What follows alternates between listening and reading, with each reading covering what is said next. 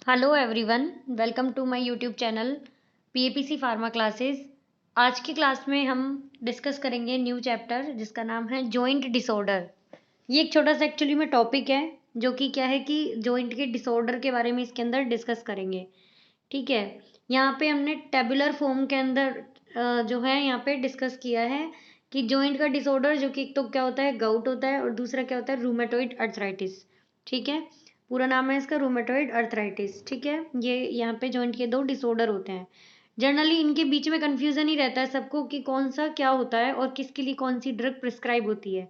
ठीक है, आज हम इनके बारे में डिस्कस करेंगे। ठीक है, देखो जो जॉइंट्स है इस तरीके से हमारे जो जॉइंट्स है वो बने हुए होते हैं। यहाँ पे ये इस तरीके से हमने यहाँ बना दिया और आगे ये यहाँ हो गया। ठीक है, अब इनके बीच में यहाँ पे क्या है कि गाउट के अंदर प्रॉब्लम क्या होती है, गाउट के अंदर यूरिक एसिड के जो क्रिस्टल्स है, क्या यूरिक एसिड के जो क्रिस्टल्स है वो इनके बीच में यहाँ पे जमा होने लग जाता है।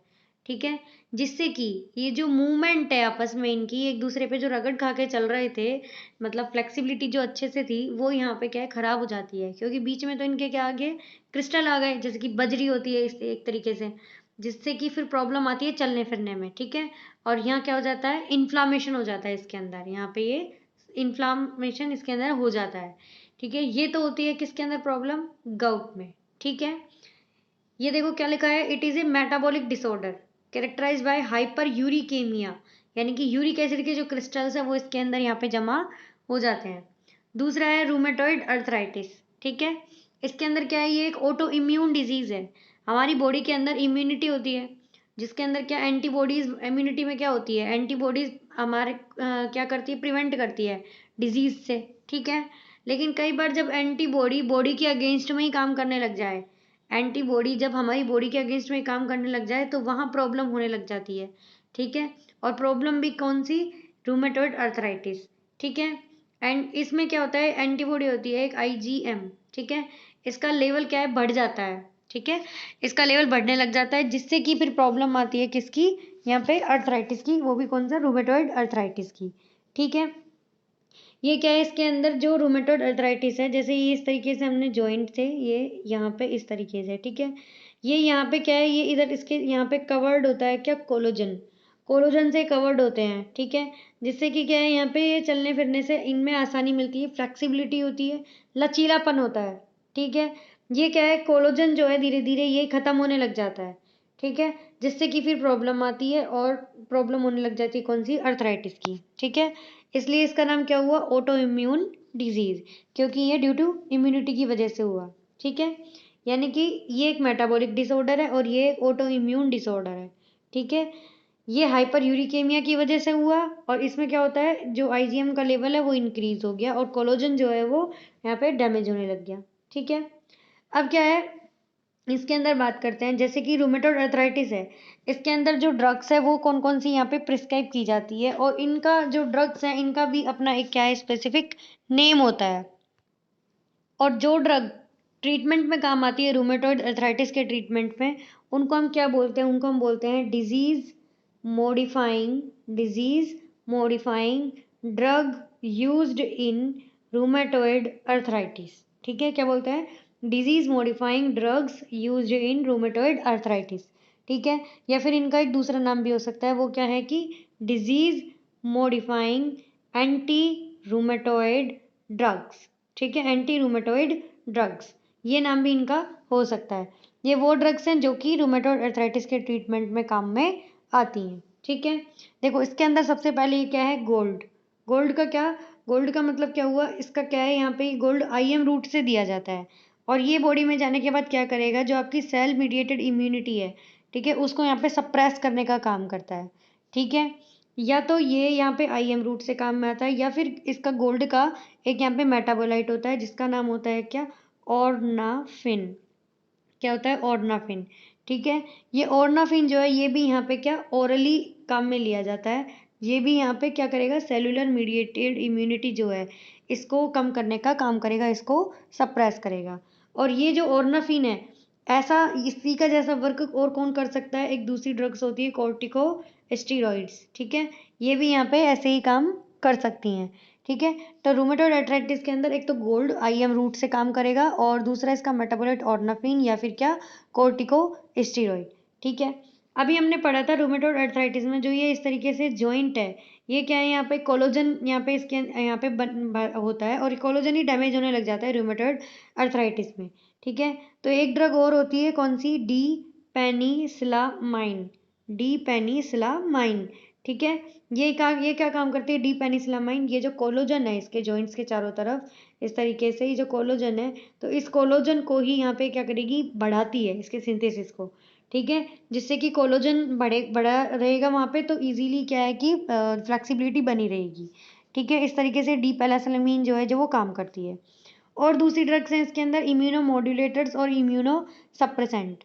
दोनों का मतलब क्या हुआ, देखो मॉड्यूलेटर का मतलब तो ये है कि मैं जो बात बोल रही हूँ वो आप किसी दूसरे से अपनी तरफ से मॉड्यूल करके बोलें, उसके अंदर कुछ चेंजेस कर दें। ठीक है। और सप्रेस का मतलब क्या, कि मेरी बात को ही आप कम करके बोलें, सप्रेस कर दें। ठीक है। तो इस तरीके से यहाँ पे दो तरीके की ड्रग इसके अंदर इन्वॉल्व होती है, एक तो इम्यूनो मॉड्यूलेटर और दूसरी इम्यूनो सप्रेसेंट। ठीक है। जो इम्यूनो मॉड्यूलेटर है इसके अंदर ड्रग होती है कौन सी, लीफ्लुनामाइड। कौन सी, लीफ्लुनामाइड, जो कि क्या काम करेगी, डाईहाइड्रोफोलेट रिडक्टेज जो है इसको यहाँ पे इनिबिट करती है, एक एंजाइम को, जो कि क्या है रेस्पॉन्सिबल होता है आगे बनाने के लिए। ठीक है। तो इसको यहाँ पे ये क्या कर देगी, इनिबिट कर देगी, लीफ्लुनामाइड। ठीक है। दूसरी ड्रग इम्यूनो सप्रेसेंट, इसके अंदर देखो मीथोट्रिक्सेट। मीथोट्रिक्सेट आपको पता है ये भी जो लीफ्लुनामाइड एंजाइम इनिबिट करता है, कौन सा, डाईहाइड्रोफोलेट रिडक्टेज।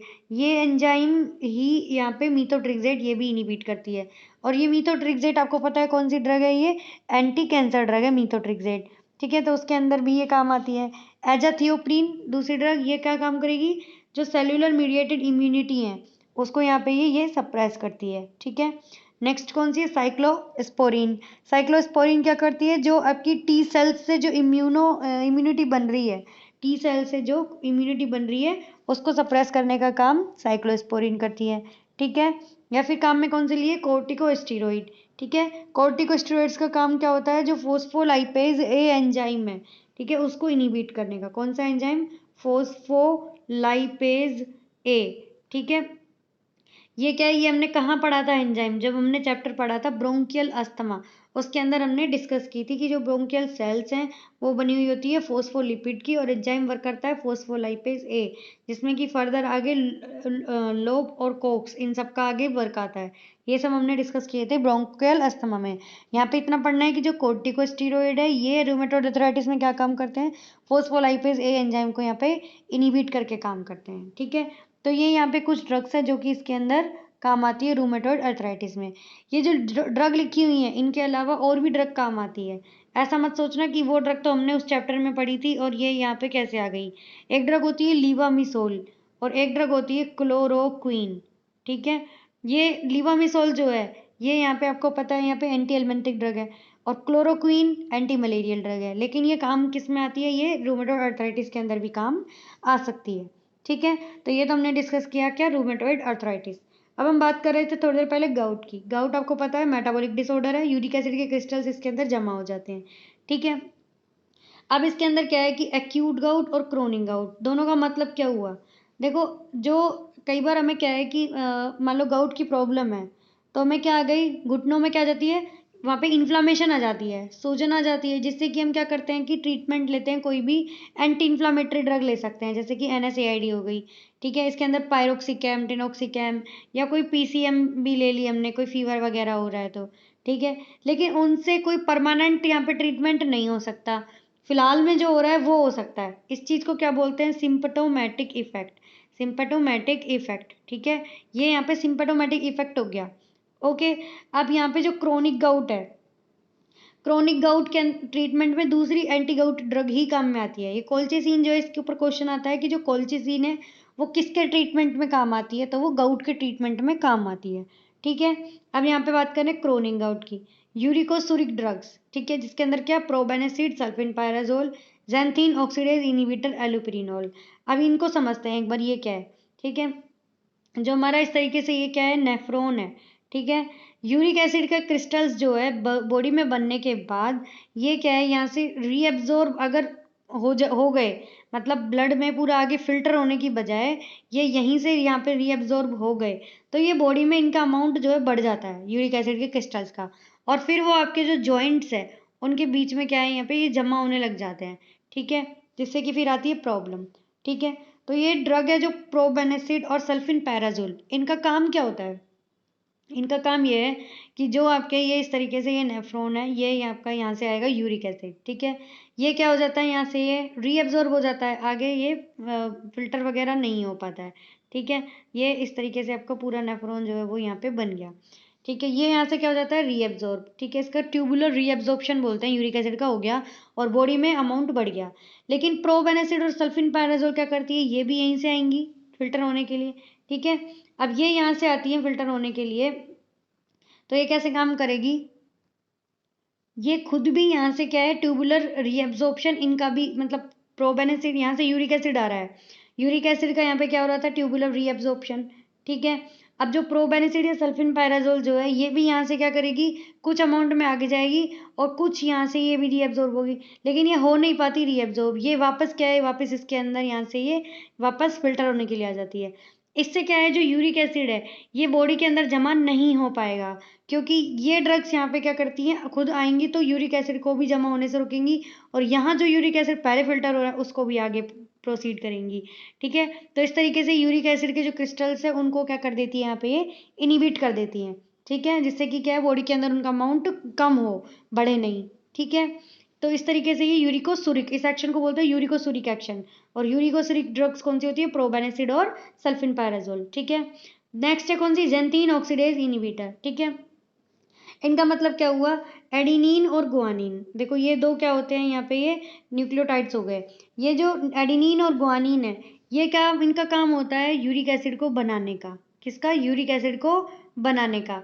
ये यूरिक एसिड कैसे बनेगा, जब इस पे एक एंजाइम काम करेगा, वो कौन सा, जेंथीन ऑक्सीडेज, ठीक है, ये एंजाइम जब इस पे काम करेगा। अब ये यूरिक एसिड हमको कम करना है, तो ऑब्वियसली इस एंजाइम को हमें इनिबिट करना होगा, ठीक है। ये एंजाइम इनिबिट होगा तो यूरिक एसिड अपने आप यहाँ पे कम हो जाएगा, इसका सिंथेसिस।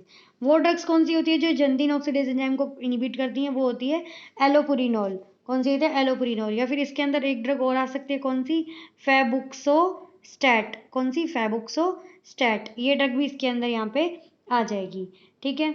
क्रोनिक गाउट जो है उसके ट्रीटमेंट में काम में आती है आपकी कौन सी, एलोपुरिनॉल। क्रोनिक गाउट के अंदर आप इन ड्रग्स को यहाँ पे नहीं दे सकते, इनसे कोई इफेक्ट नहीं आएगा। ये NSAID, कोल्चिसिन, ये सब क्या है, सिर्फ एक्यूट गाउट के अंदर ट्रीट काम में आ सकती है और सिम्प्टोमेटिक रिलीफ देंगी, ठीक है। सेकेंडरी हाइपर यूरिकेमिया, जिसके अंदर ड्रग आती है कौन सी, एलोपुरिनॉल। इसका मतलब क्या हुआ, सेकेंडरी हाइपर यूरिकेमिया का मतलब, जैसे कि हम किसी कोई पेशेंट है कैंसर का, उसको हम कौन सी ड्रग देंगे, एंटी कैंसर ड्रग, ठीक है। कैंसरस सेल क्या होंगी, ब्रेक होंगी, इसके अंदर एडिनिन और गुआनिन जो है ये यहाँ पे बनेंगी, ये यहाँ पे ब्रेक होंगी, जिससे कि क्या है, यूरिक एसिड के क्रिस्टल बनेंगे, जेंथीन ऑक्सीडेज एंजाइम वर्क करेगा, ठीक है। इस चीज़ को क्या बोले कि सेकेंडरी हाइपर यूरिकेमिया हो गया, यूरिक एसिड यहाँ पे क्या हो गया, यूरिक एसिड के क्रिस्टल बनने लगे। इसके ट्रीटमेंट में भी एलोपुरिनॉल ड्रग काम में आती है, ठीक है। एलोपुरिनॉल और कहाँ काम करती है, जो आपका एंजाइम है जेंथीन ऑक्सीडेज, इसको इनिबिट करके ये 6 मर्केप्टोप्यूरिन और एजाथियोप्रिन, इनके यहाँ पे इफेक्ट को ये क्या करती है, यहाँ पे पोटेंशिएट करती है, मतलब बढ़ाती हैं। वो कैसे, क्योंकि जो ये जेंथीन ऑक्सीडेज एंजाइम है, एडिनिन और गुआनिन जो है, इनसे ये जेंथीन ऑक्सीडेज एंजाइम यहाँ पे क्या बना रहा था, यूरिक एसिड, क्या बना रहा था, यूरिक एसिड, ठीक है। ये क्या है, जेंथीन ऑक्सीडेज एंजाइम, ठीक है। ये यहाँ पे जो दूसरी ड्रग है कौन सी, 6 मर्केप्टोप्यूरिन और एजाथियोप्रिन, ये यहाँ पे मतलब यहाँ पे जब इस एंजाइम को हम इनिबिट कर देंगे, तो ये एंजाइम इन ड्रग्स को क्या करता है, इनका मेटाबोलाइट बढ़ा देता है, क्या कर देता है, इनका मेटाबॉलिज्म बढ़ जाता है, जिससे कि इनका खुद का इफेक्ट कम हो जाता है, 6 मर्केप्टोप्यूरिन का और एजाथियोप्रिन का, ठीक है। अब जब हमने जेंथीन ऑक्सीडेज एंजाइम इनिबिट कर दिया, ये इनिबिट हो गया, तो इनका मेटाबॉलिज्म यहाँ पे ज़्यादा मतलब नहीं होगा, ज़्यादा नहीं होगा तो इनका इफेक्ट क्या आएगा, ज़्यादा आएगा। तो इस तरीके से ये भी क्या है कि जो एलोपुरिनॉल है, एलोपुरिनॉल ने इनिबिट किया जेंथीन ऑक्सीडेज एंजाइम को, ये यहाँ पे मेटाबॉलिज्म कर रहा था 6 मर्केप्टोप्यूरिन का और एजाथियोप्रिन का। जब बेचारा खुद इनिबिट हो गया तो इनको यहाँ पे नहीं बढ़ा, मतलब इनको मेटाबॉलिज्म नहीं करेगा, मेटाबॉलिज्म नहीं होगा तो इनका इफेक्ट बढ़ेगा, बढ़ेगा तो टॉक्सिसिटी आ सकती है, इसलिए इन ड्रग्स की यहाँ पे क्या हम 1/3 डोज तक भी यहाँ पे प्रिस्क्राइब करते हैं। तो इस तरीके से जो एलोपुरिनोल है इसका यहाँ पे ये ड्रग इंट्रैक्शन होता है, ठीक है। ये यहाँ पे जॉइंट डिसऑर्डर्स जो ये हमने डिस्कस किए, गाउट और रूमेटॉइड अर्थराइटिस, ठीक है। नेक्स्ट क्लास में हम नेक्स्ट चैप्टर डिस्कस करेंगे। किसी को कोई प्रॉब्लम लगे तो वो कमेंट बॉक्स में ज़रूर बताना। तब तक के लिए थैंक यू, धन्यवाद, जय हिंद, जय भारत।